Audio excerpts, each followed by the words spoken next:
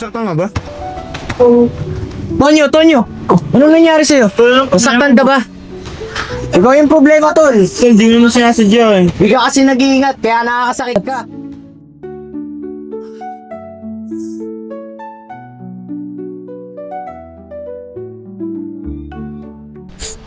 Sige na, huwag ka na magalit. Ano ka ba? Patawarin mo na ako.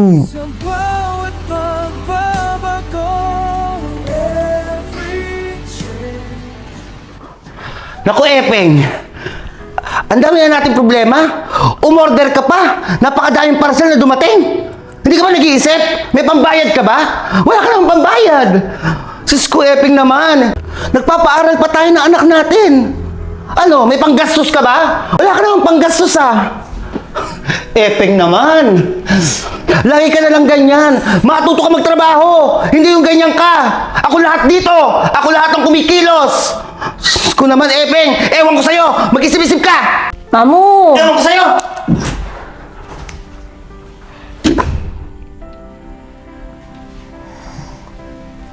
Papu, okay ka lang ba? Nag-usapan niyo ni Mamo eh.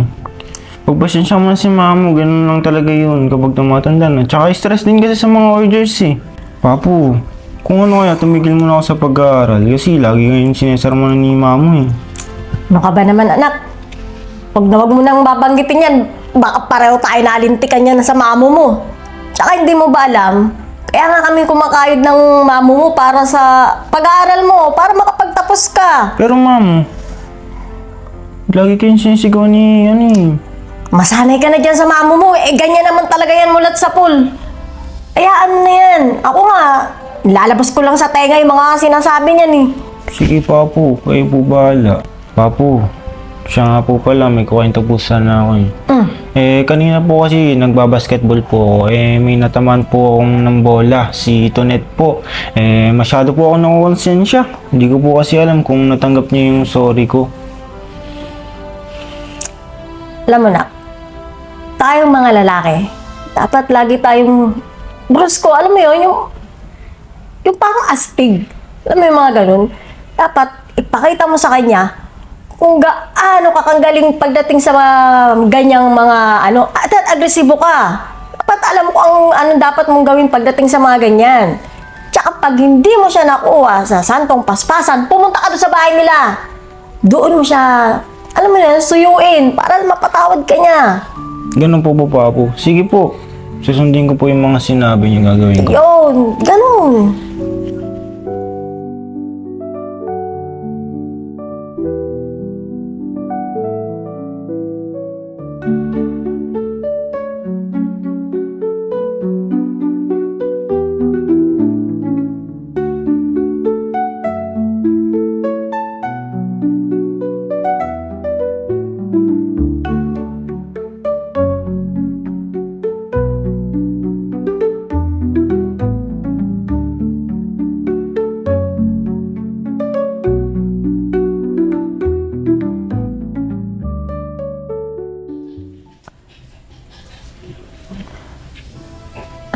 Hello, pare. Pare, baka pwede mo naman akong tulungan dyan, oh. Baka may pwede kang ipasok na racket sa akin. Kasi yung asawa ko, laging buwang bibig. Puro pere, puro problema. Lalo na, nag-aaral pa anak namin. Baka pwede mo naman akong tulungan, oh. O pare, kahit ano. Kayang-kaya ko yan. Walang problema sa akin. Oo, sige pare. Oh, sige. Sige. Talaga pare ha. Sabi mo yan ha. Salamat talaga pare ha. Maaasahan ka talaga. Yun, salamat. Ayos. Trabaho na ako.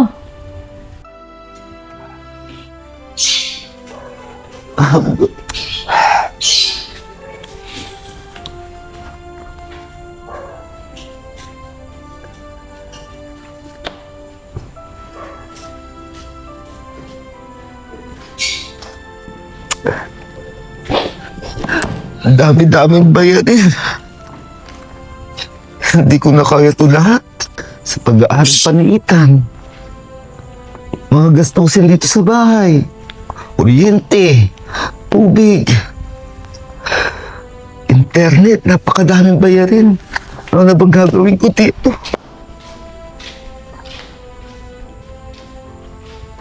Mamu. Sensya ka na, Mamu. Pasensya ka na rin kanina sa mga nasabi ko. Masama lang ang loob ko. Kasi naman ikaw eh. Ano umiyak? Iiyak din ako sa'yo eh. Tulungan tayo dito, hindi yung puro ako lang. Kaya ako, Mamu. Kakatrabaho na ako. Pinulungan ako ng kumpare ko. Talaga ba? Oo, Mamu. Baka puro kalukuhan na naman yan ha. Maniwala ka naman sa akin, oh.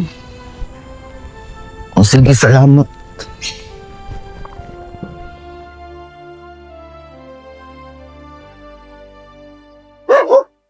Tao po! Tao po! Tao po! Tao po! Anong ginagawa mo dito gabi na? Si Tulit nakukonsensya talaga ako sa nagawa ko kanina. Hindi ko naman talaga sinasadya. Ano ba? Sinabi ko sa'yo na okay na nga yun eh. Sino yan? Nakausap mo? Oh, may bisita ka pala eh. Kapasukin mo. Dito Okay sa taas. Tita. Mas nakakaya dito sa labas. Pumasok kayo. Ikaw, pumasok ka. Ito na nga ba sinasabi ko? Ito yung pinag-uusapan naman ng mga Beckys. Kailangan malaman namin kung pag-uusapan ng dalawa. O ano pa kasi ginagawa mo dito? Tulit. Hindi kasi ako makapakali sa bahay. Nakonsensya rin ako. Hindi ko rin kasi alam kung natanggap mo ba yung sorry ko kaya napunta ako dito. Ano ka ba? Okay lang naman ako pero anong oras na kasi mo gabi na? Pinayaga ka ba sa inyo ng mga bagulang mo? Oo, Tulit. Si Papu pa nga ang nag-advise sa akin na pumunta ako dito. Kamusta na pala yung batok niya? Okay lang naman ako. Tingin niyo. Sorry. Tadet? Baka merong gustong pagkain niyang bisita mo? Kahit tubig na lang po ako mga ma'am. Marco, anak! Oh, bakit? Kuha mo ng tubig yung bisita natin. Wait lang po.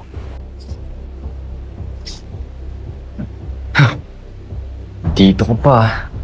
Kapal mo ah. Tigas mo talaga.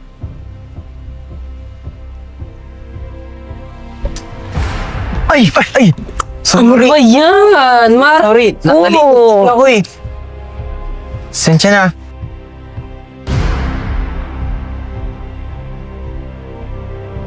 Sorry. Kasi mo mag-ingat eh. Sa tuloy. Gusto ko lang sinasadya. Natalisod lang ako eh. Marco naman kasi di mo mag-ingat eh. Basta tuloy. Basta tuloy. Sorry. Tol, talagang gamitin mo pang-uwi. Tuloy lang ba? Hindi ko kasi sinasadya.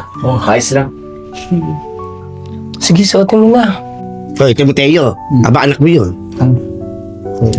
Palit ba? Okay. Tol, salamat nga pala sa damit. Hayaan mo, babalik ko na lang sa school bukas. Wala yun. Sige, bansin na ako. Kailangan ko nang umuwi. Dinidiskarte mo ba si... Sino? Wala yun. Wala. Okay.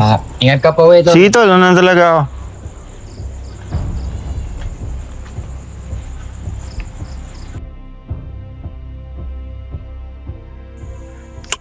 O ano, mga Becky.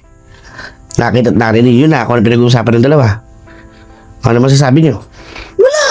Nakita mo ba? Ang gwapo. Tapos ang galang pa.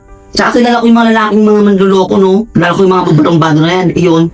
Mukhang mabait yun. Magalang nga, di ba? Ano ka ba? Gwapo nga, ang ganda nga ng katawan. Sigurado ko, lolo ko hilang yung batang yun. Oh, tigilan mo ako, sasaktan lang yun si Tunit. Ako? Diyos ko, huwag nga kayo masyadong nega. Ikaw. Oh, yung ex mo, diba? Hindi naman gwapo yun, pangit naman yun, pero pinagpalit ka pa rin, sinaktan ka pa rin. Na naging jowa mo. Sa kapatid yung pa nga pinagpalit, di ba? Ay nako, napunta na naman sa inyo yung istorya. Si Tonet pinag-uusapan natin. Si Tonet ang kailangan natin protektahan dito. Kaya nako, tigilan nyo na yan. Huwag na kayo masyadong nega. At saka baka pag pinagbawalan nyo yung bata, lalo pang lumayo ang loob ng sa atin, ano? Tsaka mas magandang sa bahay sila magkita kasi sa labas. Tama. Pero mas maganda pa rin, papigilan natin hanggang maaga. Bata pa si Tonet, kailangan tapos muna siya na pag-aaral. Yung tang isa, kaya naiisa ko eh. Alam na nito na yan. Hindi naman kasi porke nagjowa kayo, hindi na kayo makakapagtapos ng pag-aaral. Ano Ano? nga, nasa tao yan. At saka kaya nga tayo nandito para i-guide sila. Di mo Araw-araw mo bang mag-guide? Eh, pag nasa labas sa eskwelahan na, ano gagawin natin? Di mo makabantayin yung lagi. Ano ka ba? Ay, naku, bahala nga kayo. Basta rules yun. Kaya nga sabi ko sa inyo, huwag kayong nega. Magbigay lang tayo ng tiwala. Ibigay natin yung tiwala natin kay Tonet. Nag-aalala lang kami. Sige ha, pag siya nasaktan, ano gagawin? Ay, naku, magsitulog na tayo. Mga pinag-iisip yun sa bata. Buti pa. Tandaan yun talaga. Nakakapangit lang. Mga masyado kayong nega.